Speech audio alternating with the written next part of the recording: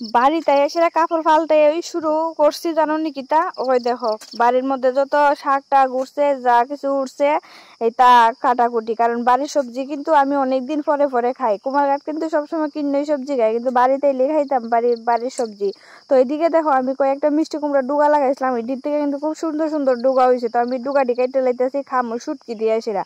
তো বাঙালি সেটা যদি মিষ্টি কুমড়ার ডুগা দিয়ে শুটকি দিয়ে না খাই তাহলে কি আর হয়নি কৌছে। আমার তো মানে শুটকি তরকারি হইলে তো আমার আর কিচ্ছু লাগে না, কিন্তু কুমারঘাট থাকলে খাইতাম পারি না, কারণ শুটকি তোমরা দাদা ভাই বালাফানা।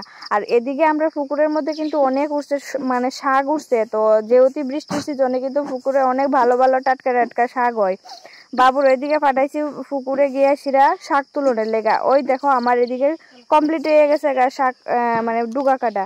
আর এদিকে দেখো বাবু আমার শাক তুললা দিতেছে এত সুন্দর করে, দেখো শাক তুলতেছে। এতটা রৌদ্র দিছে, রৌদ্রের মধ্যে দেখো বাবু মাথার মধ্যে গামছা বাইন্দে সেইরা পুকুরে নামছে শাক উঠানের লেগা। তো আমরা পুকুরে কিন্তু বিশেষ করে কমলি শাক, এলেঞ্চা শাক প্রচুর পরিমাণে আছে। তো এলেঞ্চা শাক তো কতটা উপকারী তোমরা এটা তো অবশ্যই জানো। আর এলেঞ্চা শাক খাওয়া মানে খাইতে আমার কিন্তু খুব ভাল লাগে। আর যদি হয় এটা টাটকা টাটকা দিলে তো খাইতে মানে আরো অনেক টেস্ট লাগে। তো যাই হোক বন্ধুরা, দেখামো তোমরা রেসিপি, অবশ্যই পাশে থাকো আর ভিডিওটাতে অনেক অনেক ভালোবাসা।